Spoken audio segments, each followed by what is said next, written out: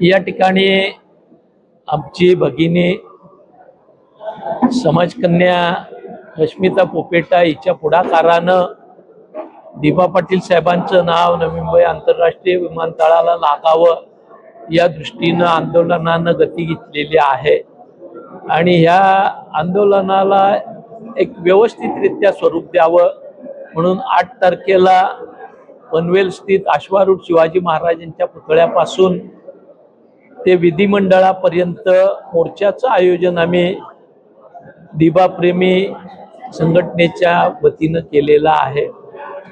सकाळी 10 वाजता अश्वारूढ शिवाजी महाराजांच्या पुतळ्यापासून सरळ डॉक्टर बाबासाहेब आंबेडकरांना अभिवादन करून एसटी स्टँड, गार्डन हॉटेल, कामोठ्यातलं किया शोरूम आणि त्या ठिकाणाहून लेफ्टला टर्न मारून आतल्या रस्त्यानं MGM हॉस्पिटल आणि नंतर कळंबोली, कामोठे, खारघर, CBD, सानपाडा असा हा मोर्चा जाणार आहे।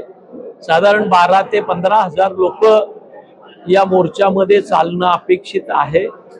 सानपाड्याच्या दत्त मंदिरात दुपारच्या भोजनासाठी आणि काही काळ विश्रांतीसाठी हा मोर्चा थांबेल आणि 1 तासाभरानंतर मुंबईच्या दिशेनं कूच करेल। मानखुर्द आणि चेंबूरच्या मध्ये या मोर्चाची वस्ती असणार आहे आणि दुसऱ्या दिवशी हा मोर्चा विधिमंडळाकडे आगेकूच करणार आहे।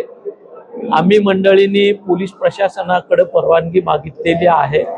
परवानगी मिळेल अशी अपेक्षा आहे, पण परवानगी मिळाली तरी न मिळाली तरी हा मोर्चा 8 तारखेला सकाळी निघणार हे फिक्स झालेलं आहे। कारण कालच आपण बघितलं असेल, मुंबई हायकोर्टाच्या एका न्यायमूर्तींनी महादेव जमादारांनी स्पष्टपणानं सांगितलेलं आहे की आंदोलन करणं हे जनतेचं, नागरिकांचा अधिकार आहे, त्याला तुम्हाला मज्जाव करता येणार नाही। त्यामुळे मुंबईच्या दिशेनं आम्ही जाणार ही गोष्ट नक्की आहे।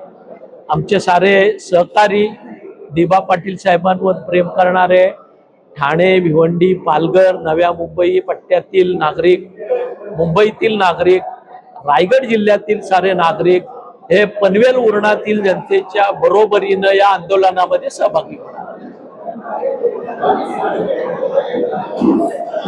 माझ्या चॅनलला सबस्क्राईब करा आणि बेल आयकॉन दाबा, जेणेकरून तुम्हाला माझे नवीन व्हिडिओ मिळतील।